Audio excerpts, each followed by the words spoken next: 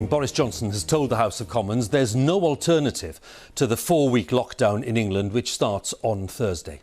Pubs, restaurants, gyms, non-essential shops and places of worship will all be affected. Some Conservative MPs are strongly opposed to the measure. They say it's not justified and that it will cause immense damage to the economy. There'll be a parliamentary vote at Westminster on Wednesday. But the Prime Minister warned that the NHS could be overwhelmed if no action was taken, with medical staff having to choose who to treat. Liverpool has the highest number of COVID patients in hospital in the UK. It's currently more than 460. Our medical editor Fergus Walsh, cameraman Phil Edwards and producer Nikki Stiasny have been given rare access to doctors and patients there. This is what happens when a city loses its grip on coronavirus. I've never experienced pressure that's been even remotely like this. I'm 58 now and I'm looking after patients that are my age or even younger than me. The NHS risks failing the patients it's there to serve. It is very depressing. If you're out there, if you need a new hip, if you're in pain, if you can't walk, we can't help you right now. The COVID intensive care unit at the Royal Liverpool Hospital is at full stretch. She's not synchronising. Medical teams work non-stop to help patients struggling for breath. Like Douglas, who's 73, a former bus driver and crane operator. I was doing okay, and then I suddenly went downhill.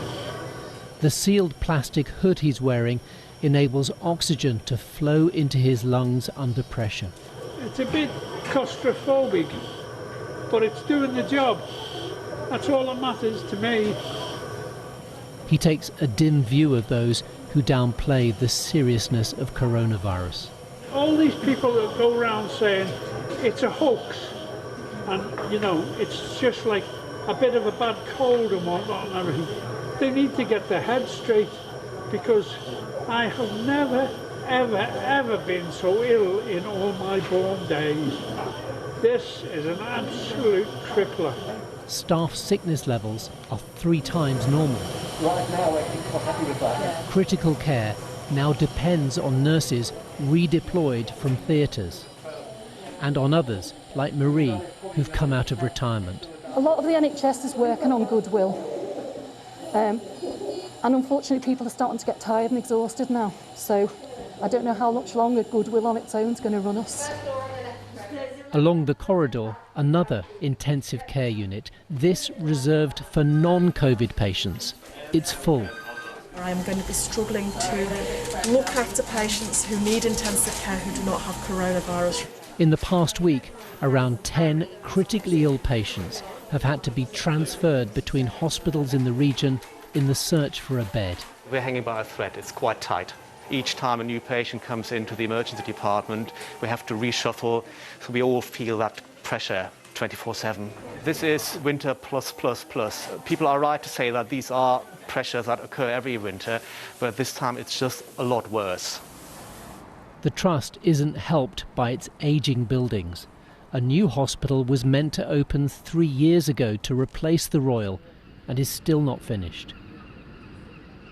Its other big hospital, Aintree University, serves the north of the city. In both, nearly all non-urgent surgery has been cancelled. The staff are needed in critical care. Normally at this time of day, all of these operating theatres would be busy and there would be a patient on this operating table having an operation. Last month, 9 urgent cancer operations had to be postponed, some at the last minute, because there were no intensive care beds available.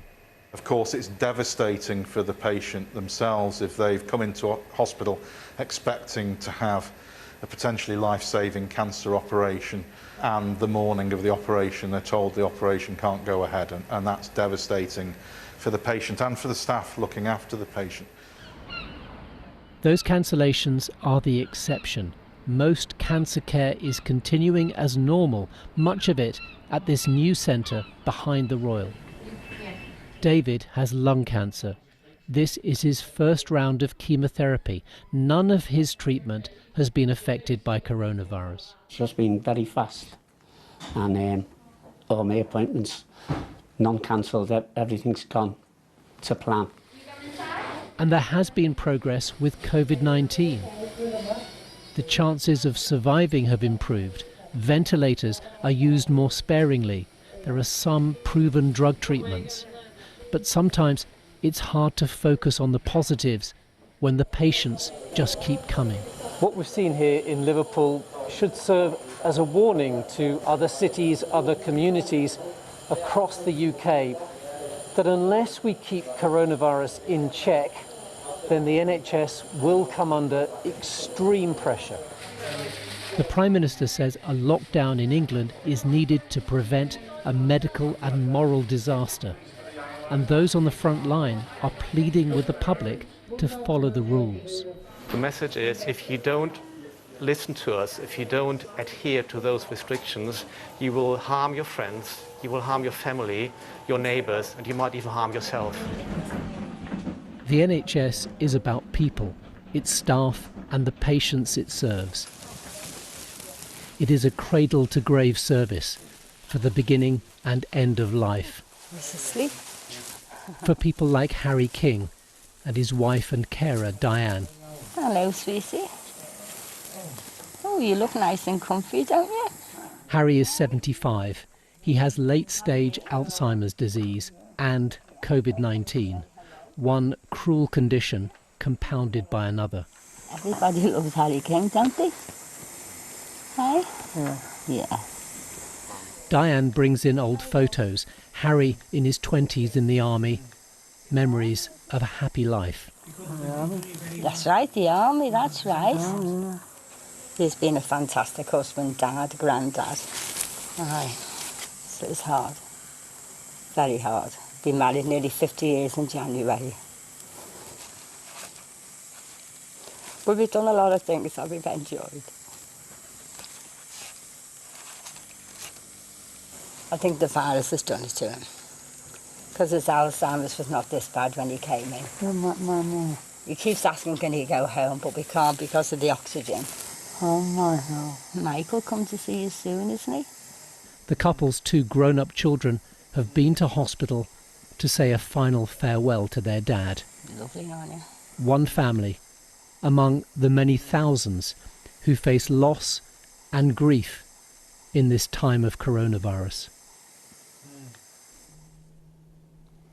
Fergus is with me. Such powerful testimony in the report there, Fergus. I think it's fair to say there's a growing debate about the justification for the lockdown in England. The Prime Minister framing that in terms of the pressure on the NHS. Yes, now the government says unless England goes into lockdown, then doctors will have to make hard choices about who to treat. Now that, as you've seen, is already happening in Liverpool.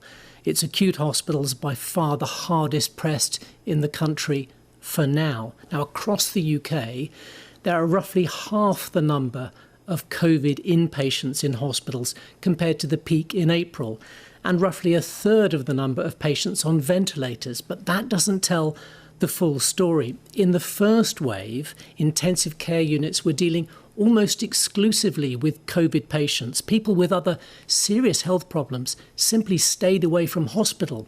Now that's totally different now. Now we have all the usual demands on the health service plus COVID, and we're going into winter, not coming out of it. But protecting the NHS by locking down comes with its own costs, the impact on mental health, on livelihoods and liberties. Fergus, once again, many thanks. Fergus Walsh there, our medical editor.